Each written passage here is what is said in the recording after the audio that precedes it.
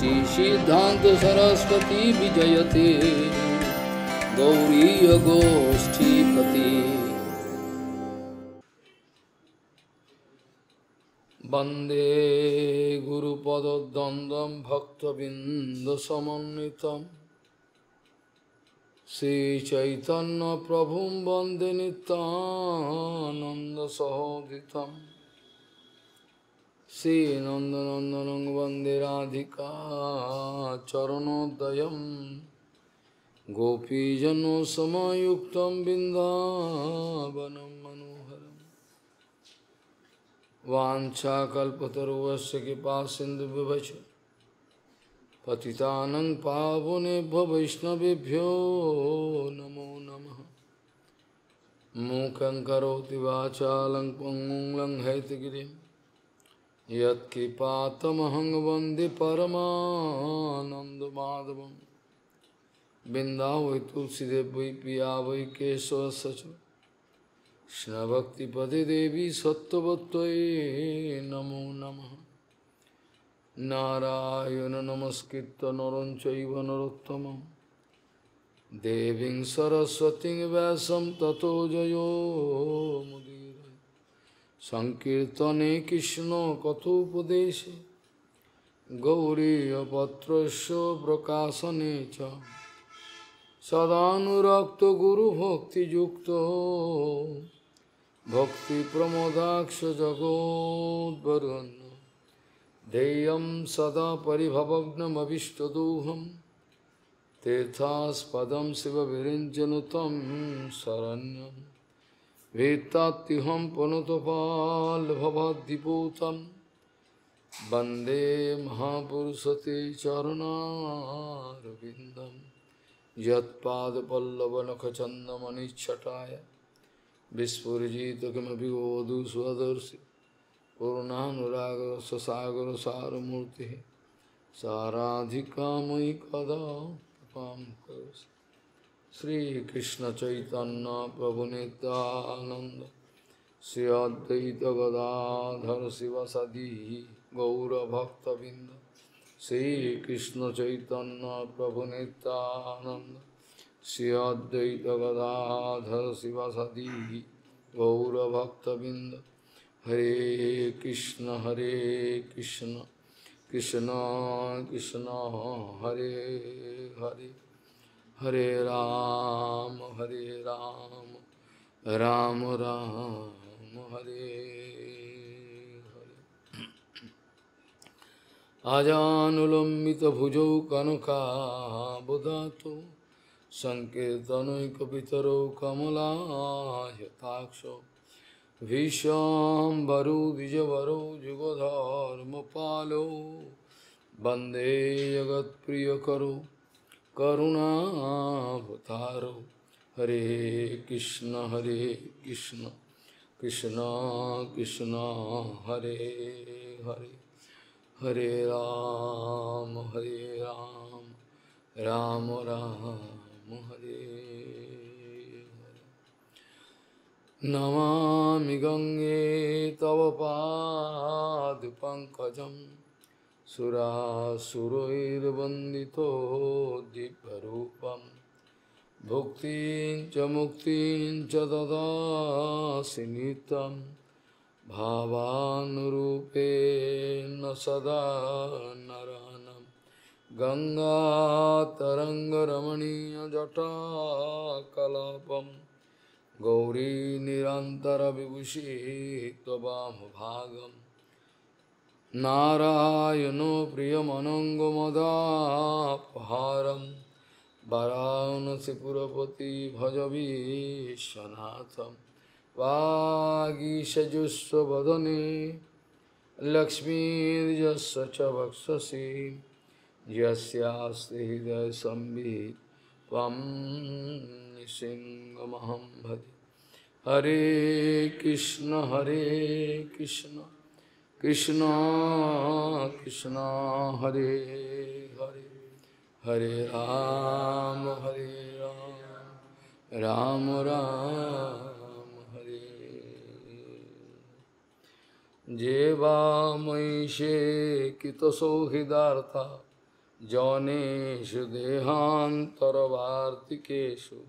गेहेषु जयात्मो जरातिमत्सु न प्रीतियुक्ता जवदार्थास्व लोके जेवामयिषे कितसौहृदार्था जनेषु देहान्तरवार्तिकेषु गेहेषु जयात्मो जरातिमत्सु न प्रीतियुक्ता जवदार्थास्व लोके।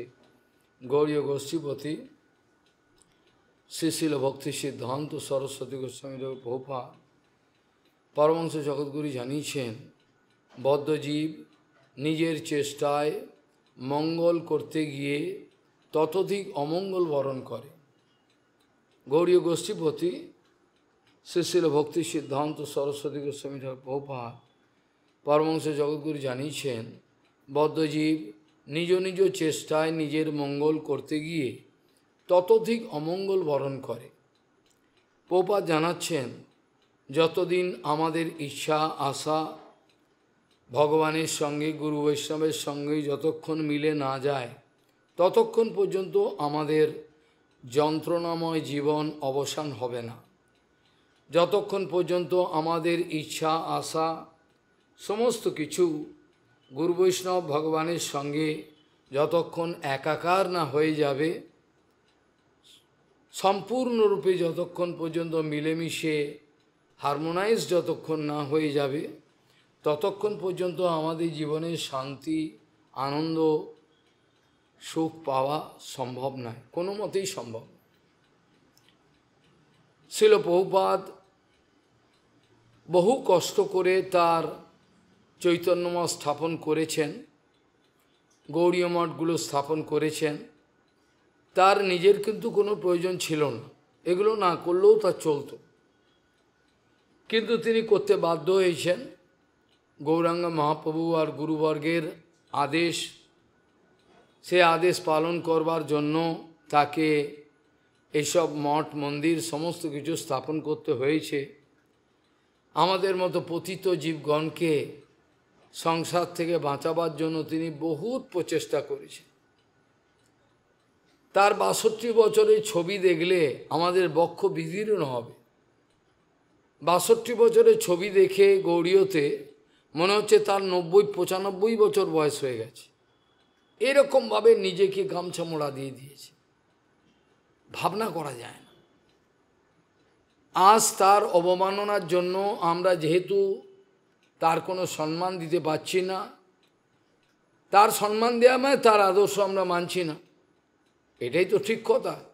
আমরা তার আদর্শ, তার সিদ্ধান্ত বিচার কোনো কিছুই মানতে রাজি না, যার জন্য আমাদের উপর একটা অভিশাপ নেমে এসছে, আস্তে আস্তে অভিশাপ নেমে আসছে।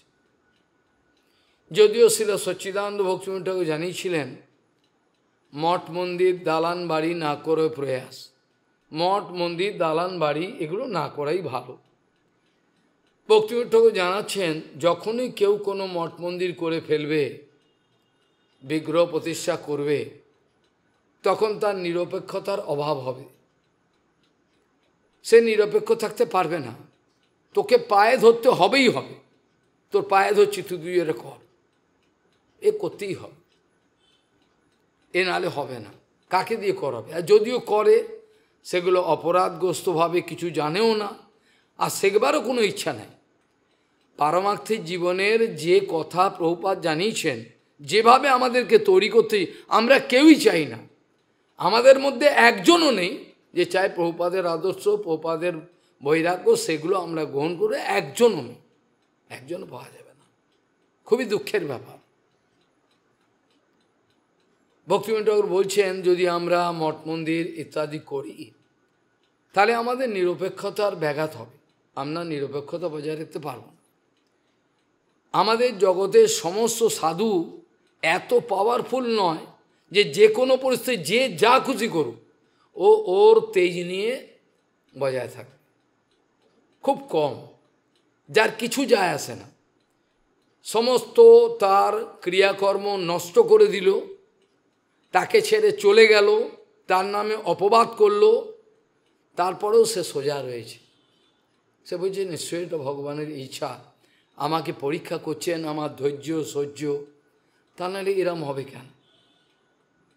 ওই জন্য তাদের জীবনে অধৈর্য বলে কিছু নাই। এত কষ্ট করে তিনি সমস্ত মঠ মন্দির করেছেন, আচার্য হিসাবে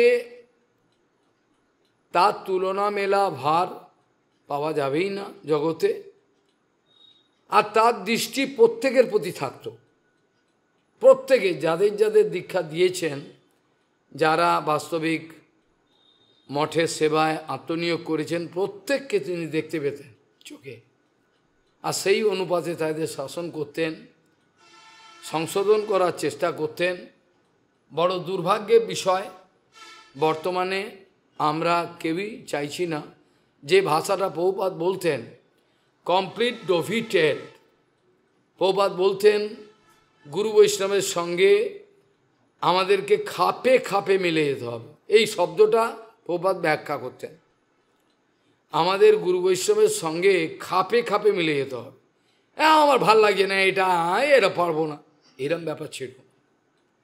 যতক্ষণ পর্যন্ত আমার ভালো লাগা না লাগা এই ব্যাপারটা প্রাধান্য পাচ্ছে, যতক্ষণ পর্যন্ত আমার ভালো লাগা বা ভালো না লাগা প্রাধান্য পাচ্ছে, ততক্ষণ জানতে হবে সে শরণাগত নয়, সে কখনোই শরণাগত নয়, তার গুরু বৈষ্ণবের প্রতি ভালোবাসা নাই। যখন জড়জগতের আমরা উদাহরণ দেখি, অত্যন্ত একটা গরিব ছেলে, এই উদাহরণটা আমি ইংরাজি হরিকথাতে অনেক আগে 5-7 বছর আগে বলেছিলাম। অত্যন্ত গরিব ছেলে, তার কোনো রোজগারও নেই, মোটর মেকানিক্সের কাজ করে। কোনো মতে তার যে কি করে একটা কন্যার সঙ্গে হয়ে গেল ভালোবাসাতে জানে না।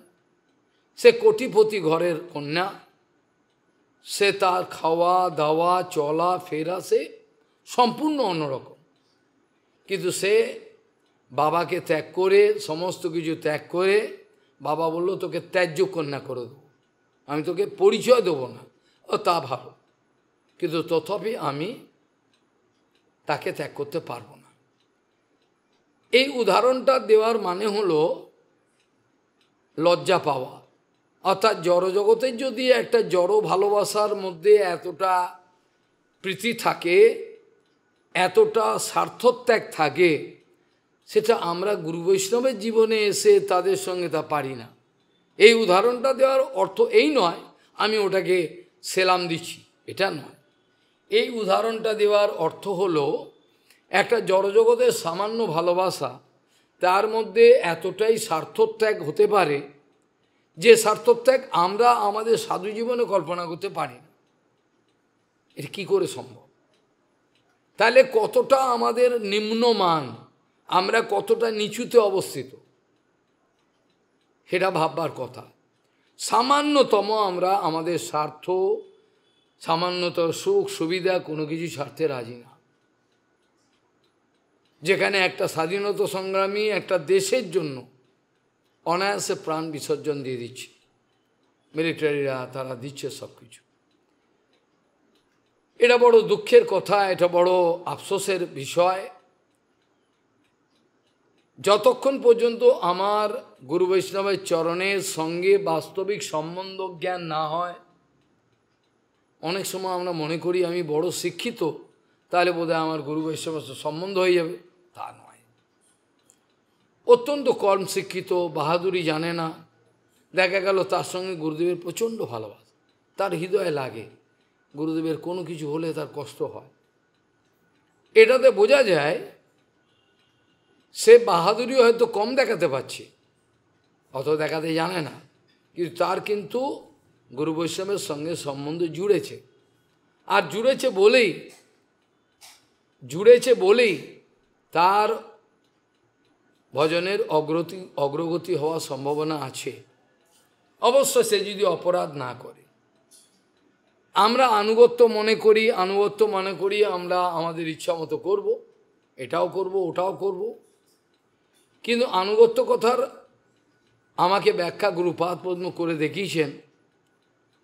আমাকে বলছেন আনুগত্য কাকে বলে জানো? আনুগত্য কিভাবে করতে হয়? এই দণ্ডটা দেখো, আমার সন্ন্যাসের দণ্ড, এটা কেমন রয়েছে? খাড়া হয়ে রয়েছে। কতদিন ধরে রয়েছে খাড়া হয়ে? আমি যতদিন আপনি রেখেছেন, হ্যাঁ, যতদিন ধরে আমি খাড়া করে রেখেছি ও খাড়াই আছে, ও আর নড়তে পারবে না, ওরমভাবে থাকবে। আচ্ছা তুমি শুয়ে দিই, শুয়ে থাকবে।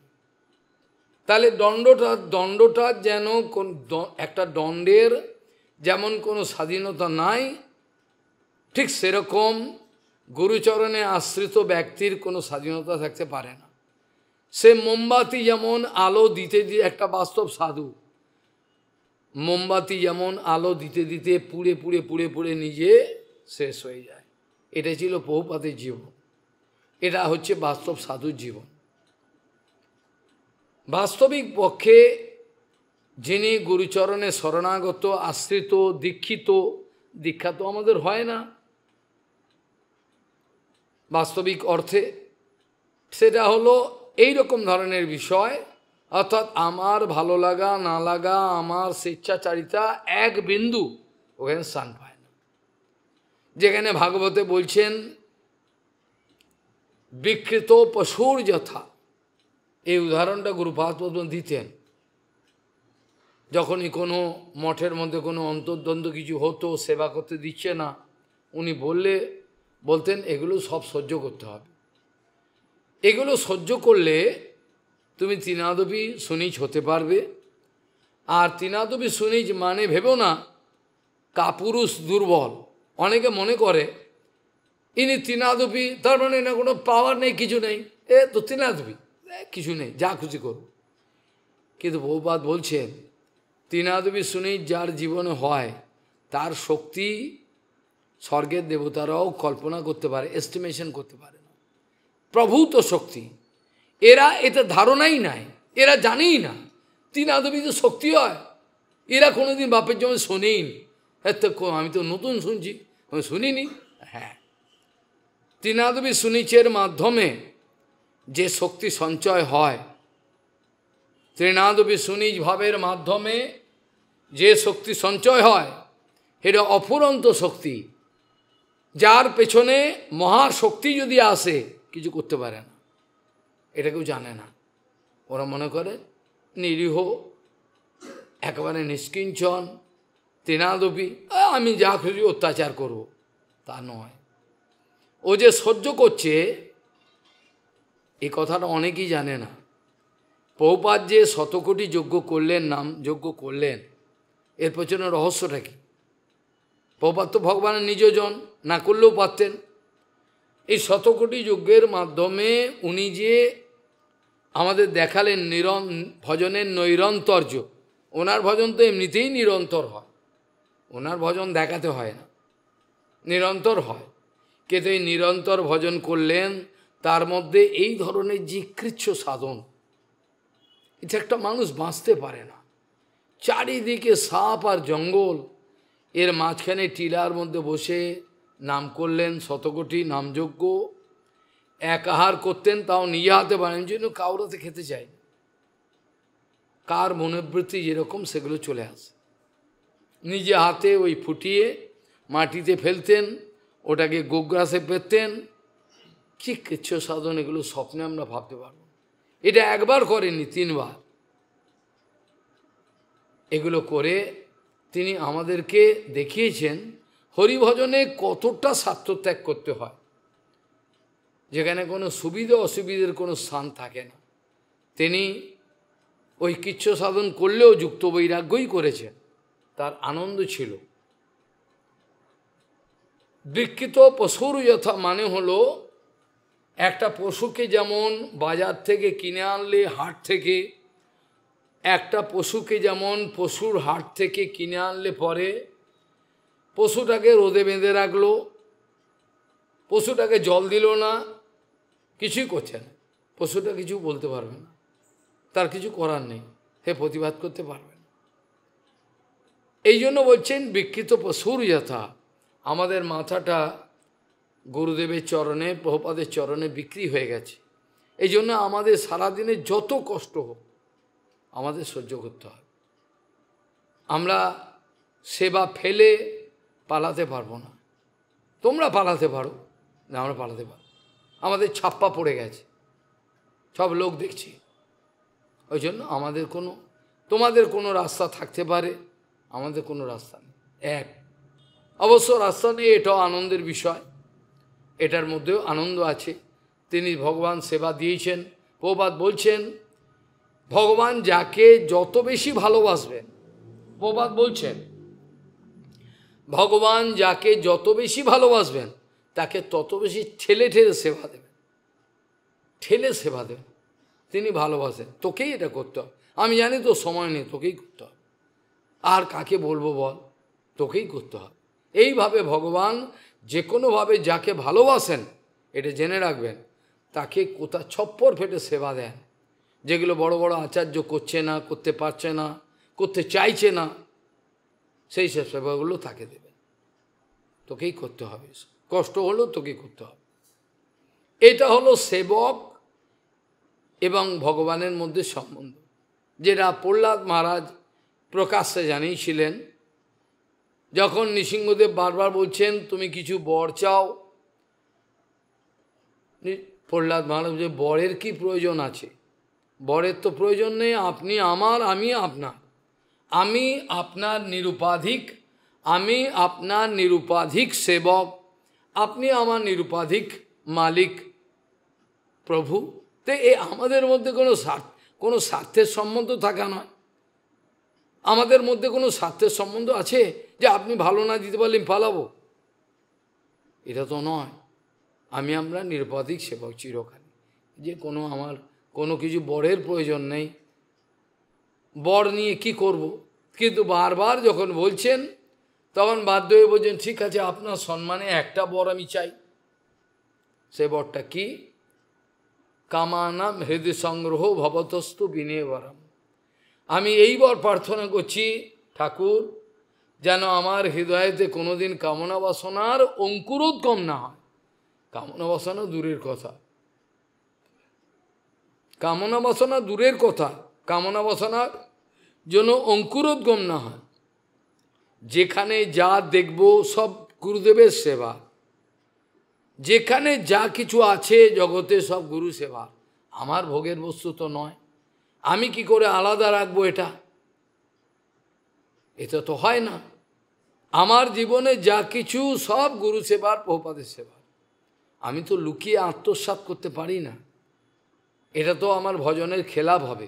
এতে আমি ভজনে কোনোদিনই শক্তি পাবো না, ভজনে আমি কোনোদিন শক্তি পেতে পারবো না। এই জন্য গুরুপাদ পদ্ম উদাহরণ দিতেন, বিকৃত পশুর যথা। আমাদের মস্তক বাবা প্রভুপাদের চরণে বিক্রি হয়ে গেছে, সেই মস্তকটা তুলব কি করে? আমরা তো বিশ্বাসঘাতক হতে পারবো না, বেঈমান হতে পারবো না। যে কথাটা বলেছিলেন মুরারিগুপ্ত, যে কথাটা বলেছিলেন অনুপম সনাতন রূপের ভাই, অনেক পরীক্ষা করেছিলেন মহাপ্রভু কাকে? মুরারিগুপ্তকে। মুরারি কৃষ্ণ ভজন করো, কত আনন্দ কৃষ্ণের ভজনে, কত ঠিক আছে প্রভু আপনি বলছেন চেষ্টা করব, কিন্তু কিছুতেই পারছেন না। লাস্টে অনেক ঘটনা তিনি বললেন, আমি রঘুনাথের চরণ থেকে মন তুলে নেওয়ার চেষ্টা করেছি প্রভু, কিন্তু পারছি না, আমার বুক ফেটে যাচ্ছে। কেন? তার চরণে আমি আমার মস্তক বিক্রি করেছি। প্রভু হেসে বলছেন, এইটাই তো আমি দেখতে চেয়েছিলাম, আমি এইটাই তো দেখতে চেয়েছিলাম তোমার কতটা ইষ্ট বস্তুর প্রতি ভালোবাসা, তুমি কেন ছাড়বে? তুমি তো হনুমানজি মহারাজ, মুরারিগুপ্ত। আর ঠিক এই কথা সনাতন গোসাই, রূপ গোসাই, তাদের দুই ভাই বলেছিলেন, অনুপম কৃষ্ণ ভজন করো, আমরা তিনজনে মিলে কৃষ্ণ ভজন করব, অপূর্ব কৃষ্ণ ভজনের রস। কিন্তু দিবা রাত্রি চিন্তা করেও কৃষ্ণর আমরা নামের চরণ থেকে মস্তক তুলতে পারলেন না। মুরারিগুপ্ত তো একটা কাতানি বানিয়েছিলেন লুকিয়ে, যে গলাটা রাত্রে কেটে দেবো, যেহেতু আমি পারছি না প্রভুর কথা তা আমি কাতানি বানিয়ে রেখেছিলেন, রাত্রে লুকিয়ে রাত্রে গলাটা কেটে দেবেন। কিন্তু মহাপ্রভু তো জানেন সব কিছু, তিনি তো অন্তর্যাম ভেতরে বসে রয়েছেন। মুরারিকে মুরারি যে কাতানিটা বানিয়েছ ওটা আমাকে, কিসের কাতানি, কে বানালো, কবে বানালো? তুমি চালাকি করছো, তুমি বলছো আমি জানি না নাকি? কার কাছ থেকে বানিয়েছিস আমি সেটা বলে দেবো, দে বার কর। তুই কি ভেবেছিস কাতানি দিয়ে গলা কাটলে কৃষ্ণ পেয়ে যাবি। আমি তো তোকে পরীক্ষার জন্য বলেছিলাম, তো আত্মহত্যায় যদি কৃষ্ণ পাওয়া যায় তাহলে 100 বার আমি আত্মহত্যা করে ফেলব, হয় না। তোমার নিষ্ঠা ঠিক আছে, ইষ্টনিষ্ঠা বড় জিনিস, সেটা আবার গুরুনিষ্ঠা থেকে হয়। কে কত পরিমাণে গুরুদেবকে বারো বৈষ্ণবকে ভালোবাসে সেটা প্রমাণ পাওয়া যায় তার আত্মত্যাগ, যে কোনো পরিস্থিতিতে সহ্য করত। এটা বর্তমান যুগে বিরল, এটা হয় না। যে কন্যাটার কথা বললাম, তাকে কি খেতে দিতে পারে? এই মোটর মেকানিক্স, শুকনো দুটো রুটি দিতে পারবে, কেউ কিছু দিতে পারবে, কিন্তু তথাপি ওখানেই থাকবে। নল দময়ন্তীর ঘটনা যদি যান মহাভারতে, তাহলে দেখবেন কি কষ্ট, এগুলো দেখে নেবেন। লায়লা মজনু জড়জগতের ভালোবাসা, এই ভালোবাসার স্ট্যান্ডার্ডটা যদি দেখেন পাগল হয়ে যাবেন। কি করে সম্ভব একটা মানুষ? তাহলে আমরা অপ্রাকৃতিক জগতে আমাদের ভালোবাসা কি আছে? গুরুদেব ভগবান বৈষ্ণবের সঙ্গে আমাদের কি ভালোবাসা, আমরা কি দিতে চাই, কি পারবো দিতে? তো কিছু দিতে পারবো না, আমাদের সম্ভব না, আমরা পারবো না। একটা সাধারণ ধর্মে দিয়ে দিচ্ছি, আমরা পারবো না। প্রভুপাদ মঠ মন্দির করেছিলেন, দুঃখে বুক ফেটে যায়, সেই সময়তে দুটো অন্ন পর্যন্ত জুটত না। গুরুপাদ প্রথম বলেছেন সব ঘটনা। বাবা, ডাল চোখে দেখা যাচ্ছে না, ডালের জল গড়িয়ে যাচ্ছে, আর মোটা চালের অন্ন, মোটা মোটা চালের অন্ন, আনন্দে আমরা সেটা পেয়েছি। আমরা আশাই করতে পারি না, আমরা প্রভুপাদের চরণ পেয়েছি, এটিই সব কিছু, আশাই করতে পারি খাওয়া কিছু, কিন্তু তথাপি আমাদের আনন্দ ছিল। যদি আমরা খাওয়াতে আনন্দ চাই, শোয়াতে আনন্দ চাই, ঘোরাফেরাতে আনন্দ চাই, তাহলে আমরা নিশ্চয়ই গুরু সেবা করি নাই, গুরু বুঝিই নাই, গুরুতত্ত্ব বুঝিই নাই। প্রভুপাদের সময় বলছেন যে আমরা ওই নিরন্তর হরিকথা কীর্তনের মাধ্যমে প্রভুপাদের মতো এত ভগবত নিয়োজন, এটা এই বইয়ে তো ওরা ছাপিয়ে দিয়েছে, তব নিজে কি একটা বই ছাপিয়েছে এটা, হ্যাঁ, তাতে বলছেন প্রভুপাদ তার অপ্রাকৃত হরিকথা কীর্তনের মাধ্যমে নিরন্তর আমাদেরকে সংলগ্ন করে রাখতেন। অর্থাৎ গুরুপাদ পত্নীর চরণের সঙ্গে আমরা যদি সংলগ্ন হয়ে থাকতে না পারি, তার আমরা ডিভিয়েটেড হয়ে যাব। গুরুচরণের সঙ্গে সংলগ্ন, গুরুচরণের ধূলিকণা বেনে, কেন আমরা রূপগোস্বামীপাদের ধূলিকণা হতে চাই? কারণ রূপগোস্বামীপাদের চরণ কমলের যে ধূলিকণা আছে, তার সৌন্দর্য, সেবা শৈষ্ঠব, সেবা সৌকর্য, সেবা আনন্দ, এই ধূলিকণাটার মতো আমরা হতে চাই। আর রূপগোস্বামীর চরণের ধূলিকণা হওয়া মানে সেই চরণের সঙ্গে আমরা লেগে থাকব, আমরা যেন আলাদা হয়ে না যায়। ওই জন্য আমরা বলি গুরুচরণের ধূলিকণা হতে, মানে আমরা গুরুচরণের সঙ্গে সংলগ্ন হয়ে থাকব, আমরা যেন বিচ্ছিন্ন হয়ে না যাই। গুরুপাদ পদ্মের থেকে বিচ্ছিন্ন হয়ে যাওয়া মানে হারিয়ে গেল। এই অনন্ত জীব, অনন্ত, কোটি কোটি বলবো না, কোটি কোটি বলবো না, অনন্ত। পৃথিবীর ধূলিকণা যদি গোনা যায়, পৃথিবীর ধূলিকণা যদি গোনা যায় সারা পৃথিবীতে, গেলেও যেতে পারে, গেলেও যেতে পারে, সম্ভব নয় নিজের, কিন্তু ভগবানের অনন্ত অবতার, ভগবানের জীবের সংখ্যা অনন্ত ব্রহ্মাণ্ডে, এটাকেও পরিমাপ করতে পারেনি, আজ পর্যন্ত পারবে না, অনন্ত। যখনই গুরু বৈষ্ণবের সঙ্গে বিচ্ছিন্ন হয়ে যাব, তখন কোথায় যে হারিয়ে যাব, কোথায় হারিয়ে যাব, গেট লস্ট পুরা, আর খুঁজে পাবেন। কোথায় যাবে গুরুপাদ পদ খুঁজতে? এই জীবাত্মার যে এই মানুষ রূপে আমার কাছে ছিল, এখন কোথায় গেল? হায় হায়, পাবেন। ওই জন্য এই জন্মেতে যারা কষ্ট করে এসছেন, যারা হুজিকো পড়ে এসছেন, তাদের কথা আমি বলছি না, যারা অন্তর থেকে গুরুচরণ বৈষ্ণবের সাথে এসছেন, তারা যেন এটা খেয়াল রাখতে হবে যে আমরা যে কোনোভাবেই আমরা যেন বিচ্ছিন্ন হয়ে না যাই। কেন একবার বিচ্ছিন্ন হয়ে যাওয়া মানে কোথায় চলে যাবো ঠিক নেই। ধূলিকণার মতো জীবরাশি, কোথায় খুঁজতে যাবে? সম্ভব হবে না, বিরাট মুশকিল হয়ে যাবে।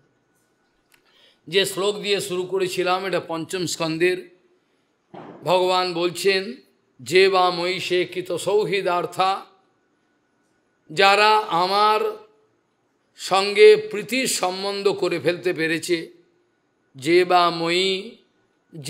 বা মই ঈশে ঈশে কৃত সৌহৃদার্থা, বুঝে গেল ভেঙে ভেঙে, যে বা মই ঈশে কৃত সৌহৃদার্থা জনেষু দেহান্তরবার্তিকেষু, অর্থাৎ যে ব্যক্তি, যে ভক্ত আমার চরণে বিরাট অনুরাগ লাভ করেছে, ভালোবাসা লাভ করেছে। অনেকে বলছেন পাচ্ছি না, আর পারবে কি করে? সোজা রাস্তায় গেলে তবে তো পারবে, যাচ্ছে তো। আমাকে গুরুদেব বলে দিলেন এইখানে গেলে গদ্রুমে ভক্তিময় ঠাকুরের আশ্রম পাবে। আমি ছাগলের মধ্যে এদিক ওদিক চলছি, আমাকে তো বলে দিয়ে ঘাট পার হবে আর সোজা যাবে এদিকে, আমি চলছি এদিক ওদিক, কী করে পাবো? আমাকে তো উনি বলে দিয়েছেন পার হয়ে কোনো জায়গায় যাবে না, এদিক ওদিক কোনো, সহজ একদম চলবে ওই রাস্তা বরাবর, দেখবে পাবে। আমি সেই রাস্তা চলছি না, তো পাচ্ছি না বললে তো এটা তো আমার নিজের দোষ, এটা তো কারোর দোষ নয়, আমার নিজের দুর্বলতা, অসংখ্য দুর্বলতা, এটা তো পাচ্ছি না, এটাকে সংশোধন করতে আমি চাইছি না। অবিদ্যা, অস্মিতা, অহমিতা, মমতা, এই যত গাঁটগুলো রয়েছে, এই গাঁটগুলো ধন্দুকারীকে ছাড়িয়ে দিয়েছিল কে? গোকর্ণজি মহারাজ। কিন্তু আমার গাঁটগুলো কেউ ছাড়াতে পারবে না, কে? আমি দিচ্ছি না, আমার তো ছাড়াতে চাইছে, যে আমি দেবো না, আমার গাঁট থাকুক, আপনার কি, আমার মতো আমার থাকবো, থাকছে, কিছু করার নেই। তাহলে যে বা মহিষে কৃত সৌহৃদাতা জনেশ দেহান্তরবার্তিকেষু, যে ব্যক্তি আমার চরণে অনুরাগ লাভ করেছে, প্রীতি লাভ করেছে, এত ভালোবাসা, সে এই জড়জগতের কোনো বার্তা, কোনো বিষয়, বার্তালাপ, কোনো কামিনী কাঞ্চন, কোনো বিষয়েতে তার আর অনুরাগ লাগে। এরা মনে করে গল্প কথা, এরা মনে করে গল্প কথা, গল্প হচ্ছে, কিন্তু একটা সাধুর জীবনের কোনো বিষয়ের প্রতি কোনো তার আসক্ত থাকে না, সব জঞ্জাল, সব জঞ্জাল। যেখানে আমাদের বলছেন, ওই যে তোমার বৃন্দাবনে যে চন্দ্র সরোবরে ভজন করতেন সুরদাসজি, তিনি বলছেন छोरी ममता छोरी माया छोरी जग जंजाल बोले जय गिरधर गोपाल। छोरी ममता छोरी माया छोरी जग जंजाल बोले जय गिरधर गोपाल बोले जय गिरधर गोपाल। এটা বলছেন গান গাইছে, টুংটুং বাজাচ্ছে না আর কৃষ্ণ হয়ে গেল, এইটি আনন্দ। আমরা আনন্দ অন্যান্য বিষয়েতে খুঁজে পেতে যাই, জন্য আমাদের দুঃখ। যখনই আমরা অন্যান্য বিষয়েতে ভগবান এবং গুরু বৈষ্ণব ছাড়া অন্যান্য বিষয়েতে আমরা আনন্দ খুঁজতে চাইছি, সেইটা আমাদের দুঃখের কারণ হয়ে যাচ্ছে। তাই তো দুঃখের কোনো কারণ নেই। আমি কেন রাগ করবো ওর উপর? আমি কেন রেগে যাব? আমার কেন দুঃখ হবে? দুঃখ বলে তো কিছু নেই, তো দুঃখ কোত্থেকে? আত্মনিবেদনের সঙ্গে সঙ্গে তো দুঃখ চলে গেছে। আত্মনিবেদন তুয়া পদে করি হইনু পরম সুখী, দুঃখ দূরে গেল চিন্তা না রইল হইনু পরম। এগুলো সব গল্প কথায় থাকবে, খালি ওই কীর্তন বই বার করবো, একটু টুকে টুকে করে দেবো আর চাপা দিয়ে রেখে দেবো। আমাদের জীবনে প্রয়োগ করব না, প্রয়োগ করলে অসুবিধে না, কীর্তনগুলো করব। ওই বলেছেন আপনি কীর্তন করতে, ওই জন্য করলাম। তো কীর্তনের মানে অনুভব কোনো কিছুই আমাদের দরকার, এটা মুশকিল। যাই হোক, এখানে সাধুর লক্ষণ সম্বন্ধে যেসব কথা আমাদেরকে জানিয়েছেন ভগবান শ্রীকৃষ্ণ, এ বড় আশ্চর্য কথা। কিন্তু কালকে যে কথা বলি আমি শেষ করেছিলাম, সেটার মধ্যে কিন্তু ভগবান গুপ্তভাবে রাগানুগ ভজনের লক্ষণ বলে দিয়েছেন। এটা কিন্তু বাইরের লোক বুঝতে পারছে না। যে লাস্টের যে শ্লোক আমি আলোচনা করেছিলাম 32 নম্বর, এখানে বলছেন দেখো উদ্ধব, আমি অনেক কথা শাস্ত্ররূপে লিখে দিয়েছি, শাস্ত্রের মধ্যে অনেক কথা, এটা করো না, এটা করো, এটা করলে ভালো, সব কিছু আমি বলেছি, সবই আমার আজ্ঞা। ভগবান উদ্ধবকে বলছেন, উদ্ধব আজ্ঞায়ৈব গুণান দোষানো মায়া দৃষ্টানো ওপে সকানো। আমি বলেছি এটা দোষ, এটা করা উচিত না, এটা গুণ, এটা করবে, এভাবে করা উচিত না, এভাবে অনেক কথা আমি বলেছি, এই শাস্ত্রের বাণী, এটা করো না। কিন্তু সেদিনকে কি বলেছিলাম, সমস্ত বিধিনিষেধ একটা পয়েন্টকে, পিভটেড পয়েন্টকে কেন্দ্র করে ঘুরছে, বলিনি সেদিন? একটাই পয়েন্ট, এর হচ্ছে ভগবানকে স্মৃতিতে রাখবে, আর ভগবানকে কোনো বলে না। সততম স্মর্তব্যম বিষ্ণুম বিস্মর্তব্যম ন যাত উচিত, এই একটা। সর্বে বিধি নিষেধা সুরতরয় রইব কিঙ্করা। তাহলে ভগবান বলছেন আজ্ঞায়ৈবম গুণানো দোষানো ময়াদিষ্টানোপি সকানো ধর্মান সন্ত্যাজ্য সর্বানো মাম ভজেত সত্যম। এই আজ্ঞা আমার বিভিন্ন জায়গায় বলা আছে, আদেশ নির্দেশ দেয়া আছে, এই দোষ, এটা গুণ, এটা করলে ভালো, সব বলা আছে।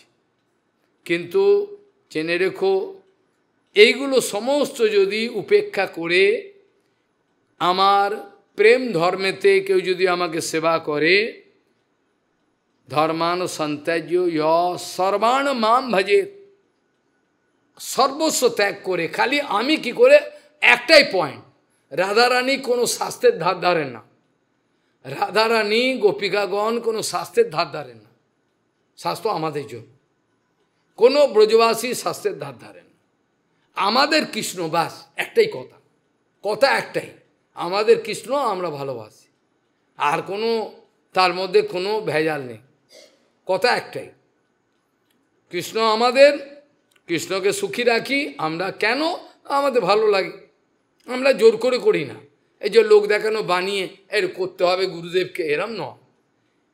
গুরুদেব এইটা প্রায়ই বলতেন, ফোগলা দাঁতে হাসতেন আর বলতেন, বিনা প্রেম সে नहीं মিলে নন্দলালা বাবা, এই কথাটা বলতেন আর হাসতেন একগা, আর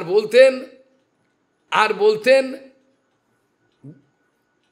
ব্রজবাসীর কৃষ্ণপতি স্বাভাবিকই প্রীতি, এই কথাটা প্রায় বলতেন, কৃষ্ণের স্বাভাবিকই প্রতি, এই কথাটা প্রায় বলতেন, কৃষ্ণের স্বাভাবিকই প্রতি কৃষ্ণ, ব্রজবাসী প্রতি, আর ব্রজবাসীরও স্বাভাবিকই প্রীতি, এই স্বাভাবিকই কথার মানে বোঝো কি বলুন তো? স্বাভাবিক মানে অন্তর থেকে ভালোবাসা, অন্তর থেকে। কৃষ্ণ যদি কষ্ট পায় রোদে গিয়ে, রোদে কোথায় জঙ্গলে রয়েছে বা কোনো ঠিক নেই, কাম্বনে রয়েছে, এখানে গোপিকাদের কষ্ট হচ্ছে, বুকে জ্বলে যাচ্ছে, কি ব্যাপার? কৃষ্ণ তো কাম্বনে রয়েছে, কাম্যবনে, সেখানে কৃষ্ণ শিলতিনাং করই সিদতি ন কলিলতাম মনো কান্ত গচ্ছতি, এগুলো তো বলেছেন গোপীকে। ওখানে কৃষ্ণ চলাফেরা করছে, পাথরের কুচোর ওপর পা ফুটে যাচ্ছে কাঁটায়, আর এখানে গোপীকে কষ্ট লাগছে সহ্য করতে। তাহলে কতটা ওয়াননেস, ওখানে গিরিরাজ পুড়ে যাচ্ছে কলকাতায়, গুরুদেবের বুক জ্বলে যাচ্ছে, কষ্ট হচ্ছে, কি করে হলো? ওয়াননেস, এটাকে বলে ওয়াননেস। এইটাকেই বলে প্রবাদ বলছি খাপে খাপে মেলা, ভগবানের ইচ্ছার সঙ্গে, গুরু বৈষ্ণবের ইচ্ছার সঙ্গে আমরা যখন মিলি, যদি পারি, এখন এটা গল্প কথা, এখন যতই আমি ব্যাখ্যা করবো এটা গল্প রয়ে যাবে, যেদিন কারোর মধ্যে আমাদের হবে গুরু বৈষ্ণবের ভালোবাসা, সেদিন বুঝবে একটু গুরুদেবের, ওনার কোনো কষ্ট হয় না, ততই কষ্ট হচ্ছে, কিভাবে গুরুদেবকে খুশি রাখবেন, সন্তুষ্ট করবেন, সবসময় সন্তুষ্ট, এইভাবে ভগবানের প্রতি ভালোবাসা এতটাই একাত্মতা প্রাপ্ত হয়ে গেছে যে বহু দূরে কৃষ্ণ রয়েছেন মথুরায়, এখানে রাধারানী চোখের জল পেয়েছে, ওনার সেবা হচ্ছে না, কৃষ্ণের সেবা হচ্ছে না, কে করবে তার সেবা? জানেই না কৃষ্ণের মন, কৃষ্ণের মনটা তো জানলে সেবা করবে। না তো সেবা তো আমরা মনে করি কর্ম। আমরা যদি গুরু বৈষ্ণবের অন্তঃকরণ না জানি, ওই করে যাব কর্ম, বুঝতে পারবো না কিসে সন্তুষ্ট হন, কিসে তিনি সম্যক আনন্দ থাকেন, আমরা খবর নিই না।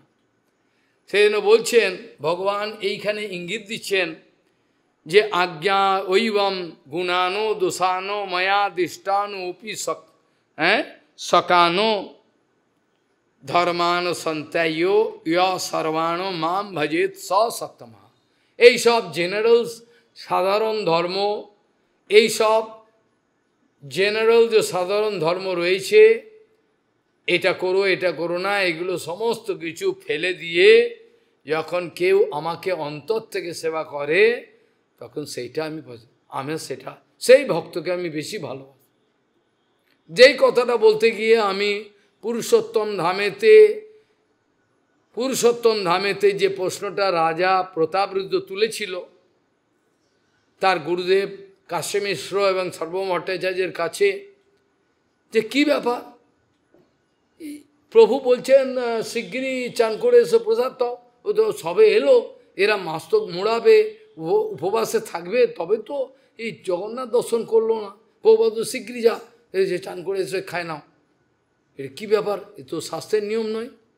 সেইখানে ব্যাখ্যা করেছিলেন সর্বভৌম ভট্টাচার্য কাশ্যপ মিশ্র, হ্যাঁ রাজন তুমি যা বলছো এটা বিধি ধর্ম, ঠিকই কথা বলেছ, ক্ষেত্রের নিয়ম হলো ক্ষেত্রে গেলে মস্তক মুন্ডন করতে হয়, সে গয়াধাম যাও, যেখানে যাবে ধামে নিয়ম হলো সেখানে মস্তক মুন্ডন করবে, উপবাস থাকবে, ভগবানকে পুজো দর্শন করবে, ওটা খাওয়া দাওয়া কি, এটা হলো প্রীতি ধর্ম।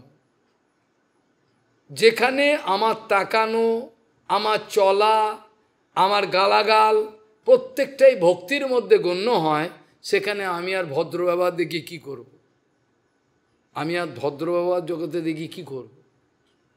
কারোর ভদ্র ব্যবহারটা অভক্তির মধ্যে গণ্য হয়, আবার গৌরকিশোর বাবাজি মহারাজের গালাগালটাও ভক্তির মধ্যে গণ্য হয়, তাই কি না? ভগবান সেটা বলেছেন, এটা আমি 3-4 দিন আগেও বলেছিলাম, মন নিমিত্তম কীতম পাপম ধর্মায় কল্পতে। আমার জন্য যদি কেউ পাপও করে সেটা ধর্মের মধ্যে গণ্য হয়, আর যেটাকে ধর্ম ধর্ম ধর্ম ধর্ম ধ্বজা তুলছে, এ ধর্মে কিছু নাই, ধর্ম আমার জন্য করে না। মন নিমিত্তম কীতম পাপম ধর্মায় কল, আমার জন্য যদি পাপ করে ফেলে সেটাও ধর্ম। আর যদি বহুত সৎকর্ম করলো, আদর্শ দেখালো, অনেক ভদ্রলোকে ভদ্রগিরি দেখালো, সেটা আমার প্রতি প্রীতি নাই, তাহলে ওটা ধর্ম হলো না। কাজে এখানে রাজন, এটা হচ্ছে প্রীতির ধর্ম। এই যে গৌড়ীয় ভক্তগণ এত রাস্তা পার করে এসছে, বাচ্চা থেকে আরম্ভ করে বুড়ো সবাই, একটা কচি বাচ্চা চলতে পারে না, মা ট্যাকে নিয়ে চলছে, কি করে সম্ভব? আরে বাপরে, যেখানে মানুষ হেঁটেই যেতে পারে, যেখানে মানে হেঁটে একটা গোবর্ধন পরিক্রমা করবার ক্ষমতা কার আছে এখানে, যে রোদের মধ্যে ঘুরে আসবো, গোদ কাজ হয়ে গেছে আমার শরীর, আমি শুয়ে পড়ি, হয়ে গেল। একাদশী করেছি, আমি উপবাস রয়েছি, তাই জন্য আমি 12-15 ঘন্টা ঘুমোচ্ছি, ভালো হয়ে গেল একাদশী। একাদশী কিছু খাই না আমি, হ্যাঁ খাও না বলি তো ঘুমোচ্ছ, আমি তো চাই তুমি খাও গান্ডে পিণ্ডে, খেয়ে সেবা করো, তোমার বৈরাগ্য তুমি রেখে দাও, বাক্সে রেখে দাও, আমার দরকার নেই তো বৈরাগ্য, সেবা চাই। একটা গোবর্ধন পরিক্রমা করার ক্ষমতা নেই, তারা করবে হরিভজন, অবাক লাগে। ওই জন্য আমি রেগে মেগে বলি না, সব এসি ঘর থেকে প্রত্যেকটাকে টানো, টেনে বার করো এসি ঘর থেকে, সব কটাকে পাড়াও গোবর্ধন পরিক্রমা, বড় বড় আচার্য সব হয়ে গেছে। ওরা রেগে যায়, বলে গালাগাল কিছু না। আরে সনাতন গোসাই যদি 80 বছর 85 বছর করে, আমার গোস্মদীয় গুরুপাদ 85 বছর করে করতে পারে, আমার মতো ছাগল রোজ করছে, তো তোরা পারবে না কেন? তোমরাও পারবে। ভগবান আমাকে শক্তি আমি করবো, তুমিও করো, তোমাকেও শক্তি দেবে। খালি বসে বসে ঘরের মধ্যে পলিটিক্স করছে, পলিটিক্স ঘুচে যাবে। ও যুক্ত বৈরাগ্যের নামে দেদার ভোগ চালাচ্ছে, রাজা মহারাজা পারে না, রাজা মহারাজা পারে না, এইসব ভোগ চালাচ্ছে এরা, বৈরাগ্যের নাম করে হয়ে গেছে, ভালো। যাও না একবার বোঝাতে, যাও না, একা করে খাও, জঙ্গলে ঘোরো, বোঝা যাবে। একদের জীবনে একবার করে দেখাও, হয়ে গেছে তাহলে। ও আমার রইল ভজন, আমি চললাম ওইরকম হয়ে। গিরিরাজ মহারাজের পরিক্রমাটাকে সনাতন গোসাই, রূপ গোসাই পাদ, হ্যাঁ, রাঘব পণ্ডিত ওখানে থাকতেন, যে রাঘব ওইখানে গুফায় থাকতো, ওই রাঘব নয়, গৌরাঙ্গের আরেকজন ছিলেন রাঘব, তিনি থাকতেন পুছরি কি লোঠা, ওখানে থাকতেন গুফাতে, গুফা এখনো আছে। কি কষ্ট করতে সারাদিন রোদে, আমরা সুখের পায়রা হয়ে গেছি, বক বক বকুম বকুম করব আর খোপে ঢুকে যাব, এ হচ্ছে আমাদের ভজন। একটু কষ্ট সহ্য হয় না। এইগুলোকে যতক্ষণ আমরা না পারবো ততক্ষণ আমার দুর্বল, ঠিক নয়, উচিত নয়। যাই হোক, এখানে বলছেন যে, এখানে ইঙ্গিত দিলেন সমস্ত ধর্ম অধর্মের বিচার ত্যাগ করে দিয়ে কেবল আমার প্রতি তীব্র ভালোবাসার খাতিরে যখন আমাকে সেবা করেন, সেই সেবাটাকে আমার সবচেয়ে ভাল লাগে। ভগবান বলছেন সত্যমহ, অর্থাৎ সৎ সত্তর সত্যমহ, অর্থাৎ পজিটিভ কম্পারেটিভ সুপারলেটিভ, যেটা আমাদের যে দ্বারকায় গেছিল সুদামা বিপ্র, ওর জন্য বলা রয়েছে সবচেয়ে বড় সাধু, সব কিছু ভগবানের জন্য কিছু। আমাদের ব্রত উপবাস মানে কি? হরিভক্তি বিলাসে বলছেন, ভগবান নিজেই বলেছেন ভাগবতের অন্য জায়গায়, আমার জন্য মদর্থে ভোগ ত্যাগ, আমাকে ভালোবাসে বলে সব কিছু ওরা ত্যাগ করে দেয়। যেমন মহাদেব কি করেন? খাবারে নুন পর্যন্ত খান না। নুন ছাড়া খেতে পারবেন? বলে বাবা নুন খান না, নুন ছাড়া খান, ও যা দেয় ওই শাক পাতা খেয়ে নে। তাহলে যে ফুলটা কুকুরে পেচ্ছাপ করে, ভগবানকে দেওয়া তো দূরের কথা, ভগবান শঙ্কর ভগবান ওইটা আমাকে দিবি, ধুত্রা ফুল আমার খুব ভালো লাগে, আর যত ভালো ভালো সব ভগবানকে দিয়ে দিবি, ওই ভালো ফুল গন্ধ ফন্ধ জাজ সব ভগবান, আমাকে যে ফুলে কুকুরে পেচ্ছাপ করে তো ধুত্রা ফুল ওইগুলো আমাকে ভগবান এরা। তো ভোলে বাবা এত সন্তুষ্ট, একটা বিন্দু জল একটা পাতা দিল কি না দিল খুশি হয়ে যায়, বাহ খুব ভালো, আমাকে কত ভালোবাসে। আর আমাদের যত ভালোবাসো কাঁচকলা ভালোবাসে না, আমাদের ভালোবাসা তো চোখ নেই, দেখতে পাই না। তাই যে বলছেন, ভগবান বলছেন সেই সাধু যে সমস্ত নিয়ম বর্জন করে দিয়ে কেবল আমার ভালোবাসার দিকে দৃষ্টি রেখে আমাকে সেবা করে আমার পৃথিবীর, ওই সেবাটা সবচেয়ে ভালো। সে হচ্ছে সাধুগণের মধ্যে সত্তম, অর্থাৎ এর মধ্যে লুকিয়ে ইন্ডিকেট করে দিলেন রাগানুগ ভজনের ইঙ্গিত। তারপরে বলছেন জ্ঞাত্যা জ্ঞাত্যা জ্ঞাত্যাথো যে বই মান জাবানো যস্যাস্মি যদৃশ ভজন্তি অনন্য ভাবেন তেমে ভক্তোত্তমা মাতা। বলছেন যিনি আমার স্বরূপ কেমন, আমার মনোবৃত্তি কেমন, কি চাই, কি করে আমি ভালোবাসি, এগুলো যে বুঝতে পারে, অনুভব করতে পারে, সেই ব্যক্তি কি করেন?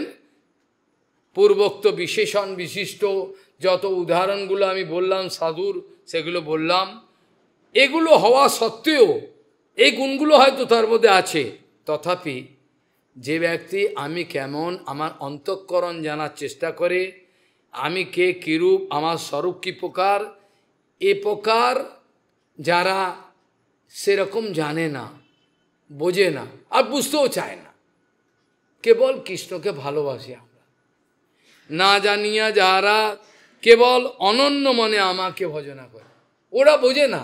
ওদের যদি বলে কৃষ্ণ তত্ত্বটা একটু বলতো, বলতে পারবে না, ওরা ওসব ধার ধারে না, কেবল কৃষ্ণ আমার এইটা জানে, আর দ্বিতীয় কোনো ফর্মুলা নেই, মন্ত্র একটাই, তুমি তো আমার, আমি তো তোমার, কি কাজ অপর ধনে। এটা যে মূল মন্ত্র, জেনে রেখো। মুখস্থ অনেক কিছু করা যায়, লেকচার দেওয়া যায়, কিন্তু নিজের জীবনে পালন করতে গেলে হাড় মাস রক্ত শেষ হয়ে যায়। একটা আচরণ পালন করতে কি কঠিন। আর এই রক্তগুলো নিরন্তর গুরু বৈষ্ণব আমাদের দিয়ে যাচ্ছেন। আমরা অকৃতজ্ঞ, বেঈমান, নিতে পারছি না। কতটা রক্ত ঝরিয়ে দিয়ে যাচ্ছেন সব কিছু পারছি না। এই জন্য ভগবান বলছেন জ্ঞাত্যা জ্ঞাত্যা থো যে বৈ মাম জাবানো যশ্চাস্মি যাদৃশঃ ভজন্তি অনন্য ভাবেন তে মে ভক্তোত্তমা মতঃ। কাজেই উদ্ধব, পূর্বোক্ত যত উদাহরণগুলো দিলাম, এরা বলে সাধুর লক্ষণ, এরা বলে সাধুর লক্ষণ, ওরা বলে অনেক কথাই তো বললাম, কিন্তু জেনে রেখো আমি কে, কেমন, আমার স্বরূপ কি, এই ব্যাপার না জেনে, জেনে বা না জেনে, যে কোনোভাবে যারা অনন্যভাবে আমাকে ভজন করে তারাই উত্তম ভক্ত। জেনে বা না জেনে, কোনো ধার ধারেন, খালি আমার ভগবান। একটা শিশু যখন জন্ম নেয় মায়ের কোল থেকে, শিশুটা পঙ্গু হোক যা হোক, ও আমার বাচ্চা। যে কোনোভাবে তাকে, এখনও দেখি এ ঘাট পার হতে যায় একটা পঙ্গু ছেলে, ও বাবা মা দিন রাত ওর পেছনে, ঘাট পার হতে যাই দেখি, নারে করছে। কতদিন সে করবে, ওর মা বাবা কতদিন করবে, আমি যে ভাবছি। এই যে অবিরাম প্রভুর জ্যেষ্ঠ শালীটা মারা গেল, 36 বছর ধরে সে পঙ্গু অবস্থায় জন্মেছে, তার শরীর বাড়ে না, 36 বছর তাকে ওইভাবে উঠে খাওয়াতে হয়, ওইভাবে শুইয়ে দেয়, সর্বদায় পেচ্ছাপ পায়খানা করিয়ে সেগুলো পরিষ্কার করে দেয়। কি করে করে, কি অভূতপূর্ব, কি কষ্ট এইগুলো করে। তবুও আমার মেয়ে তো, মা কাঁদছে, আমি উঠতে পারি, মহারাজ আমার বয়স হয়েছে, হাতে আমি ওকে তুলতে পারি না, আমাকে করতে হয়, হাওয়া করে কাঁদত। ভগবান ডাক শুনলেন, চলে গেল জগৎ থেকে। যতদিন ছিল কোনো জায়গায় যেতে পারবে না, এমনকি পয়সা দিয়ে লোক রেখেছিল, তার মায়না দিয়েছিল 5,000 টাকা করে মায়না, খালি বাচ্চা এই কন্যাটাকে উঠে পরিষ্কার করাবে এগুলো। সে কী করতো, দুধ যা যা দিত ওই চাকরানি লুকিয়ে খেয়ে নিত, ওকে দিত না। ও দুধই ও খেয়ে নিল, ও বলতে পারে না, ও তো বলতে পারে না, পয়সাও নিচ্ছে, আবার যে খাওয়াটা দিল ও লুকিয়ে ডুব করে দুধ খেয়ে নিল, ও বলবে দুধ খায়নি, এরকম ব্যাপার। এইভাবে পরিশ্রম করে, কাজেই ভগবান বলছেন জ্ঞাত্যা অজ্ঞাত্যা অথো যে বৈ মাম যাবানো যশ্চাস্মি যাদৃশঃ ভজন্তি অনন্য ভাবেন তে মে ভক্তোত্তমা মতঃ। সে আমার বড় প্রিয়। তুমি তো আমার, আমি তো তোমার, কি কাজ অপরধানে, কে করতে পারে? খালি লেজ নাড়লেই সাধু হওয়া যায় না। সাধুরা এইসব পরিস্থিতির ফেস করেছে, সমস্ত তার থেকে কেড়ে নেওয়া হয়েছে সব কিছু, কিছুই নেই, আনন্দে রয়েছে, খেতে রেখাও, কোনো সাপোর্ট বলে কিছু নেই, খালি একমাত্র গুরুদেব আছেন মাথার। তাহলে কত বড় তাদের বিশ্বাস, কত বড় তাদের বিশ্বাস, কিচ্ছু নেই। একটা অসুখ হলে যে 10 টাকার ওষুধ কিনে খাবে তার ক্ষমতা নেই, আনন্দে রয়েছে, অসুখ হবেই বা কেন, ভালোই আছে। কতটা বিশ্বাস হওয়া দরকার গুরু বৈষ্ণব ভগবানে। ভগবান পরীক্ষা ছাড়া নিয়ে নেবে, টুক করে চল রে বৈকুণ্ঠে, অত সোজা নয়। বলে একটা জায়গায় পাঠাবে, কিন্তু বৈকুণ্ঠে পাঠাবে না, মুশকিল। এইখানে বলছেন যে মনলিঙ্গ মদভক্ত জন দর্শন স্পর্শন আর্চনম পরিচর্যা স্তুতি প্রহবণ গুণ কর্মাণু কীর্তনম। কি বলছেন? ভেঙে ভেঙে বললে মদ লিঙ্গ, আমার যে লিঙ্গ, আমার যে বিগ্রহ আদি আছে, মন লিঙ্গ মদভক্ত জন দর্শন স্পর্শনার্চনম পরিচর্যা স্তুতি প্রহব গুণ কর্মাণু কীর্তনম।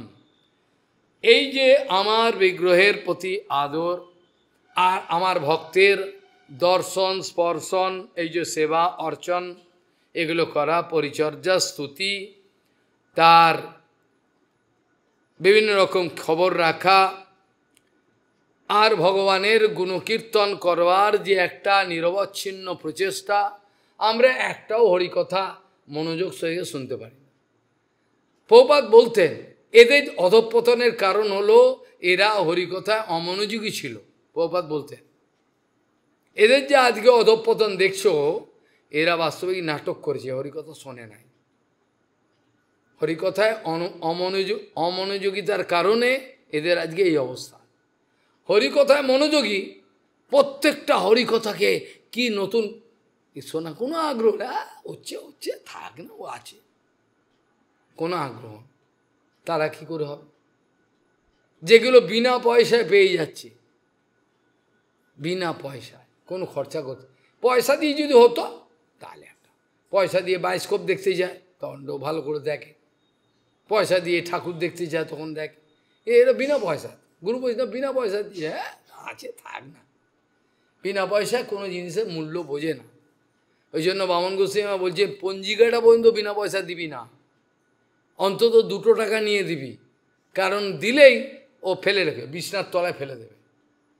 বামন গোস্বামী দুঃখের সঙ্গে বলতেন এই যে আমাদের মঠের লোকগুলো আছে না, এই যে পত্রিকা আমাদের বেরোয় এত গুরুত্বপূর্ণ, এরা নিজেরাই পড়ে না, আমাদের মঠের লোকগুলো পড়ে না। ও আবার ল্যাজ নাড়বে, কি অপরকে ম্যাগাজিন বার করে দেখাবে, ল্যাজ নাড়ছে, আরে কি দেখা, ও নিজেই পড়ে না। ও আমাদের মঠের লোকগুলো, আমাদের যে ভক্তগুলো মঠে রাখে, এরা একটাও পড়ে না ম্যাগাজিনে কি বেরোচ্ছে, আর অপর লোকের কাছে বড় বড় কথা বলবে, এরা আগ্রহ নেই। পারমার্থে আগ্রহ থাকা মানে হচ্ছে ডোকে ডোকে পান করবে অমৃত, আগ্রহ আছে থাক না, ও আছে তো তোলা আছে পরে। এইভাবে ভগবান বলছেন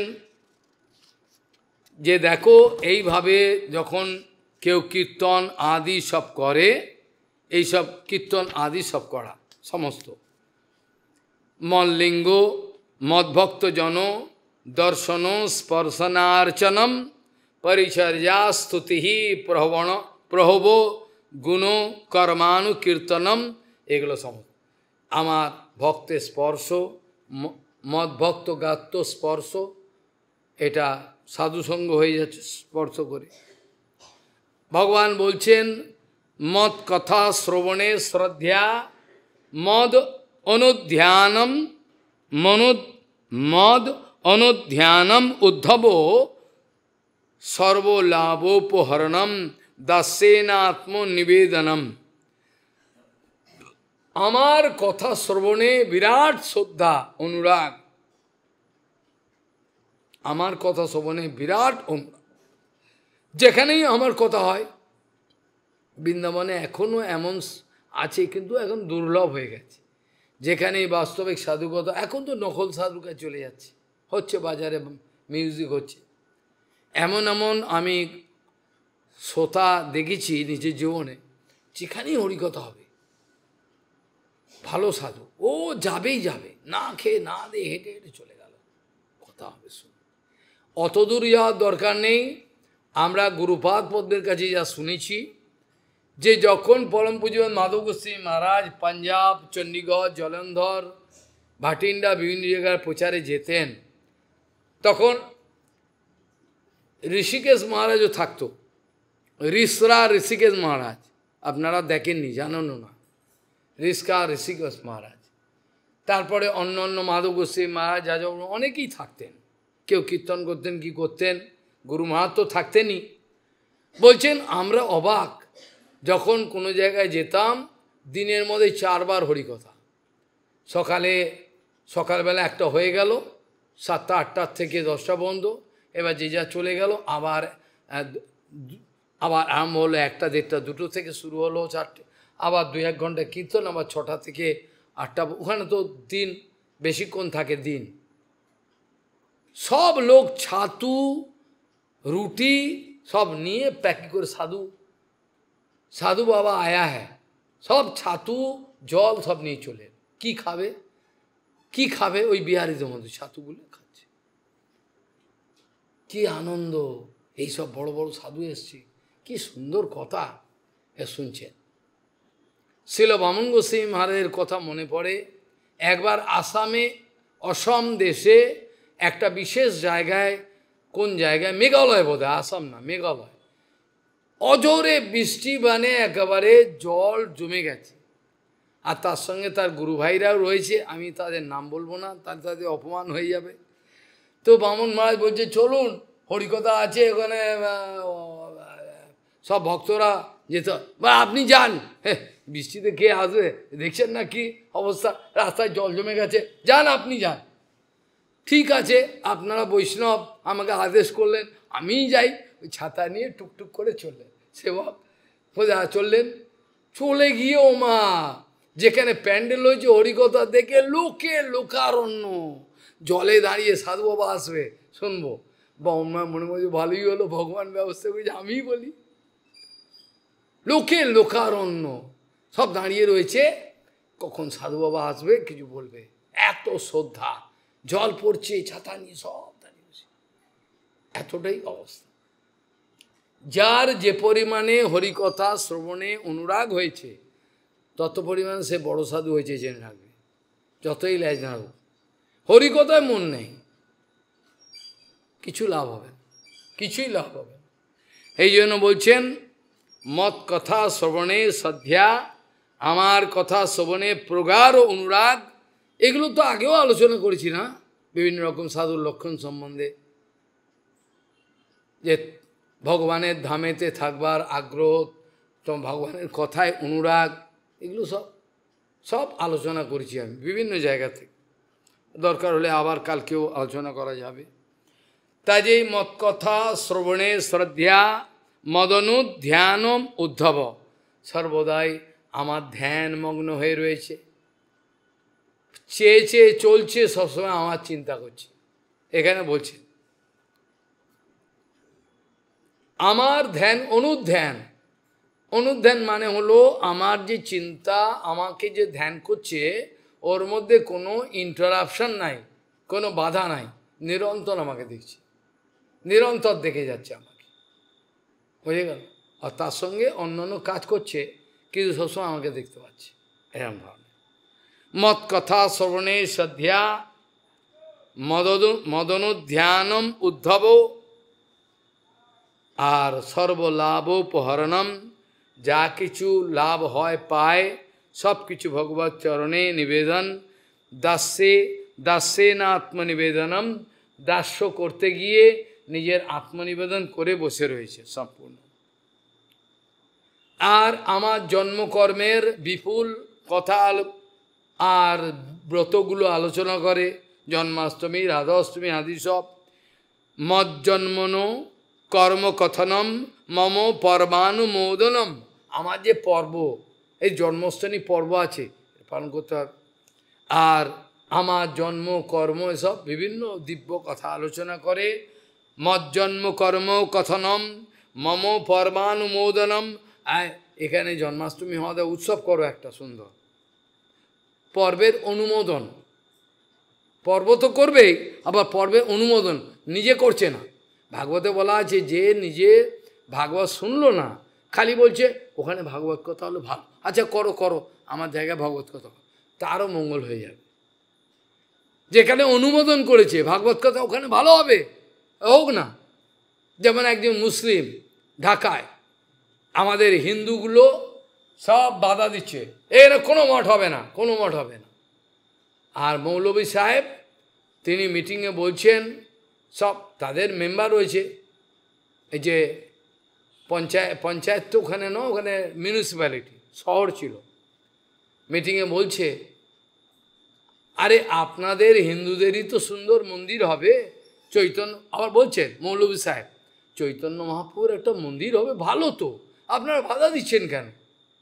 মৌলভী সাহেব বলছে, আর এরা হারামজাদা বাধা দিচ্ছে, বের করতে দেবো না, চৈতন্য মহাপ্রভুর মন্দির হবে, ভালো কথা তো, তা আমার যতদূর ক্ষমতা আমি সাহায্য করব আপনার।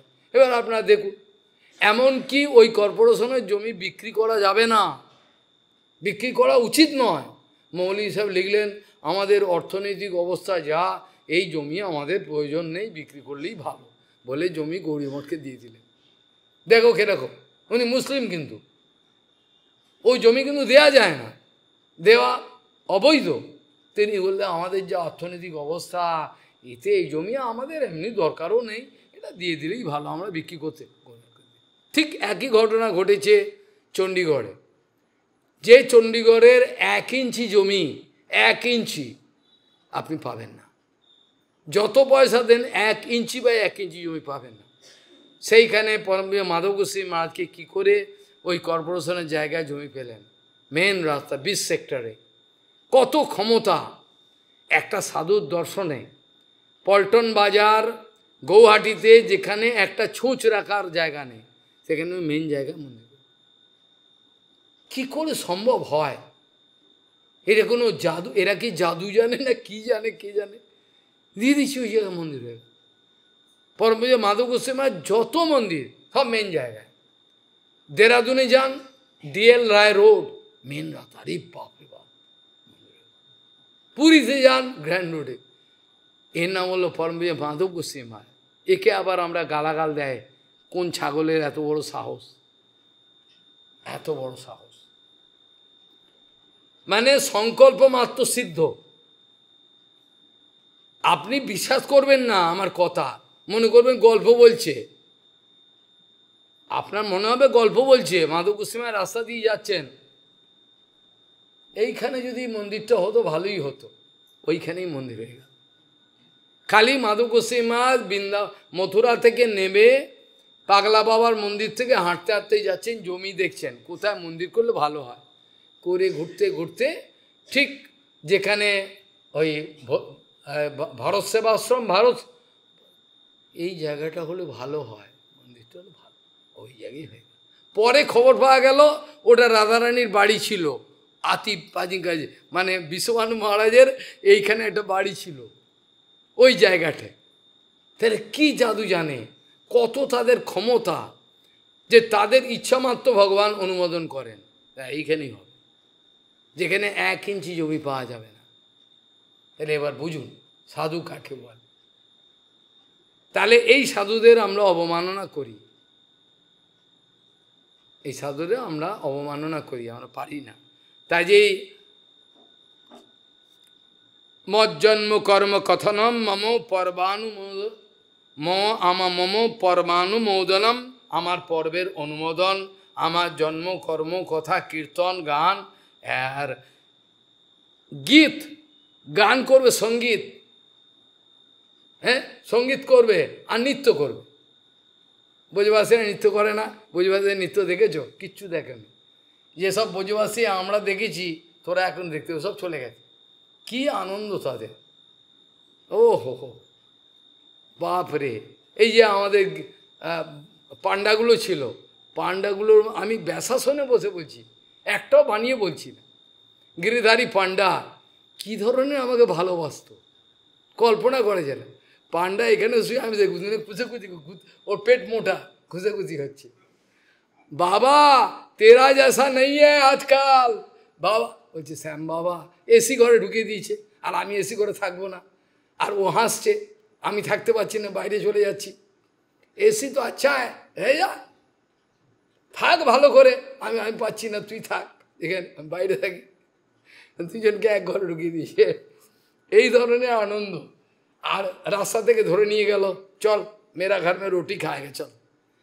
গিয়ে বউকে বিবি বিবি, বউকে বলছে, বউ বলছে গোকুল বাড়ি, আর গোকুলে হচ্ছে বাড়ি, ওই বুড়ি ওই যে বাবা আয়া হ্যাঁ রুটি বানা, রুটি বানাতে আরম্ভ। সেসব আনন্দ মানে এটা তোমরা গন্ধও পাবে না। লুটে নিয়েছি ভগবানের ইচ্ছায়, আর এখন হবে না, এখন আর হবে না। এখন যা পরিস্থিতি আস্তে আস্তে তো ঘুরছে, মোবাইল যবে থেকে এসছে, ব্রজবাসীদের হাতে মোবাইল চলে এসছে। সেই যে আনন্দ, এই যে ব্রজবাসীদের দেখেছিলাম, গাড়িতে বিনা ভাড়ায় উঠে বললাম, কন্ডাক্টার এসে বলছে বাবা পয়সা নিকাল, পাশের বলছে হে বাবা সে পয়সা লেতা হয়, থাক হামসে লে। ও ব্রজবাসী পয়সা দিয়ে ও জানে বাবার কাছে কিছু নেই। এইরকমভাবে আনন্দ গেছে। যাই হোক, এখন প্রশ্ন হলো যে ভগবান বলছেন সমস্ত কিছু নির্ভর করে কার কত আমার প্রসঙ্গেতে আমার কথা কীর্তন আদি, যেখানে বলছে গীত তাণ্ডবাদি গোষ্ঠীভির মদ গৃহোৎসব। তাণ্ডব নৃত্য এটা ব্রজবাসীরা করে, গান করে বিভিন্ন রকম, বাকি লোক করতে পারে, তাদের করা আলাদা। আর চৈতন্য মহাপ্রভু আর তার সঙ্গীগণ যে নৃত্য কীর্তন করতেন, এগিয়ে এখনকার দিন, আমি আগে গুরুমা থাকতেন নৃত্য করতাম রোজ, কিন্তু এখন আর ইচ্ছা কার কাছে করবো, সব বাইরের লোক, লাল কাপড় ধই ধেই করে বিরাট ব্যাপার, গুরুমা থাকতে এখন আর ভাল লাগে না, লোক দেখানো হয়ে যায়, কোনো লোক নেই। তাই বলছেন যা এখানে আমার ধাম পরিক্রমা আদি করবে, বিভিন্ন রকম উৎসব বার্ষিক সব করবে, আর গীত গান করবে, নৃত্য কীর্তন করবে, অপূর্ব গোষ্ঠী নিলে তার গৃহোৎসব করবে প্রত্যেক ব্যক্তি যারা গৃহস্থ তারা। আর পরিক্রমাতে যাত্রা বলি ভীর বিধানঞ্চ সর্বাবার্ষিক পর্বসু বৈদিকী তান্ত্রিকী দীক্ষা মদীয় ব্রত ধারণম। হয় তারা বৈদিকী বা তান্ত্রিক মতে, তান্ত্রিক মতে ওই কালীমায়ের ওই তান্ত্রিক নয়, তন্ত্র, এটা আলাদা। এটা এরা বৈদিক মানে হচ্ছে যেটাকে বলে যেটাকে আমাদের বলা হলো কি বলে কৃষ্ণইতে চতুর্মুখ ভাগীতে, এটা হচ্ছে ব্রহ্মা থেকে এসছে, এটা হচ্ছে আমাদের একটা পরম্পরা। আর শঙ্করসন থেকে একটা লাইন এসছে, এর মধ্যে তান্ত্রিক ভোলে বাবা আছে, সব আছে, চতুর্সন আছে, এগুলো সব। তা এখানে এটাকে বলা হয় কি বলে, এটা একটা হচ্ছে বৈদিক আর একটা হচ্ছে তান্ত্রিক, নামটা ভুলে গেলাম। যাই হোক, এইভাবে তারা করতে থাকে, উৎসব আদি করবে। আর বলছেন মমার্চা মম অর্চা, অর্থাৎ মম অর্চা মানে অর্চা বিগ্রহ, এই জন্য বলছেন মমার্চা মম অর্চা স্থাপনে শ্রদ্ধা, আমার অর্চা বিগ্রহ স্থাপনে বড় শ্রদ্ধা। কথা বোঝা গেল? মামা অর্চা স্থাপনে শ্রদ্ধা সততঃ সংহৃত্য চোদ্দম। আর এই বিগ্রহের জন্য নানা উদ্যম, ভিক্ষা করতে যেতে হবে, ভোগ লাগাবো, রান্না করব। বলছেন যে কোনোভাবে তাদের জীবনটাকে, তাদের মনোভাবনা যা কিছু সব কৃষ্ণের ওরিয়েন্টেড করে দেওয়া, এটাকে মোটিভেট করা। মোটিভেট সবাই করতে পারে না। যখন ফ্যাক্টরিতে অফিসে লোক থাকে, টাটা কোম্পানি আদি, তারা মোটিভেট করে।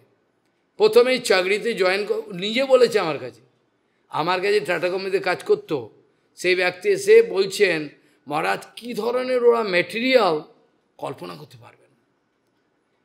অফিসে ঢোকার সঙ্গে সঙ্গে আগে 15 মিনিট 20 মিনিট বসতে হবে, একজন মোটিভেট করবে, একজন প্রফেসর আছে ও বলে যাচ্ছে, এমন ম্যাটেরিয়ালে মোটিভেট করবে ও বিষয় ছাড়া কিছু বুঝতে পারবে না।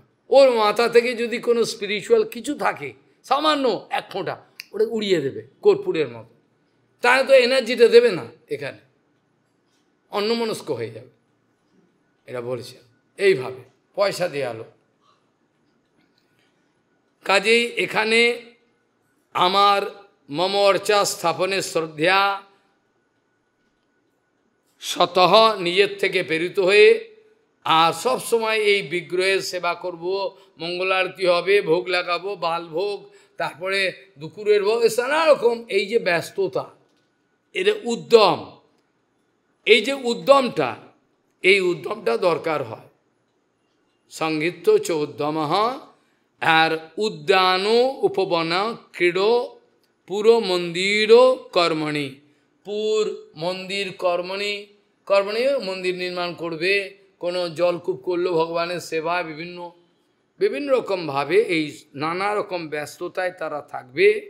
তার আগে বলা ছিল যাত্রা বলি বিধানঞ্চ सर्वो वार्षिक पर्वसु वैदिकी तांत्रिकी दीक्षा मोदीय व्रत धारणम আমার ব্রত ধারণ করে मम अर्चा स्थापने श्रद्धा शतः संहृत चौदनम और उद्यान उपवना क्रीड़ा পুরো মন্দির ও কর্মণি ভগবানের জন্য মন্দির করলো, জলাশয় করলো, সোপান করলো, যেটা আমাদের বৃন্দাবনে আছে না, রঙ্গনাথের মন্দিরে বিরাট একটা পুষ্করণী আছে, ওর গজেন্দ্র মোক্ষণ লীলা হয় প্রতি বছর, হাজার হাজার লোক ওখানে রঙ্গনাথের, দক্ষিণ ভারতের লোকই করেছে রঙ্গনাথ, বৃন্দাবনের মেন লাল আমাদের গোবিন্দ মন্দিরের একটু আগে। যাই হোক, আজ এখানেই বিশ্রাম দেওয়া উচিত মনে করি। আপনারা দূরে যাবেন আর ব্রত পালন করে সব দুদিনের মধ্যেই চিৎ পটায়, আর বাকি ব্রত করবে কি করে কে জানে। যাই হোক, যে বা মহিষে কিত সৌহৃদার্থা জনেশ দেহান্তরবার্তিকেশু গেহেশু জায়াত্ম জরাতিমৎসু ন প্রীতি যুক্তা জবদার্থাস্য লোকে वांछकल्पतरुश्च कृपा पतितानं पावनेभ्यो वैष्णवेभ्यो नमो नमः।